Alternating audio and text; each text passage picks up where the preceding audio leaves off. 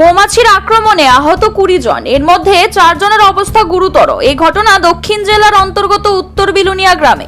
আহতরা বর্তমানে বিলুনিয়া হাসপাতালে চিকিৎসাধীন। এলাকাবাসী জানান, হঠাৎ ঝাঁকে ঝাঁকে মৌমাছি এসে আক্রমণ শুরু করে এক বয়স্ক ব্যক্তিকে।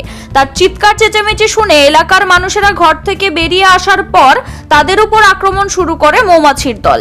এই মৌমাছির দলের আক্রমণের হাত থেকে নিস্তার পায়নি এলাকার গৃহপালিত পশু পাখিরাও। এলাকার এক বাড়ির 4টি পায়রার মৃত্যু হয় মৌমাছির আক্রমণে। এলাকার এক বাসিন্দা জানান, একটি গাছের মধ্যে মৌমাছির বাসা বেঁধেছিল। একটি পাখি মধু খাওয়ার জন্য এসে মৌমাছির বাসার উপরে আক্রমণ চালালে এই বিপত্তি বাধে। এরপরেই মৌমাছিরা ঝাঁক বেঁধে আক্রমণ শুরু করে এলাকাবাসীদের উপর।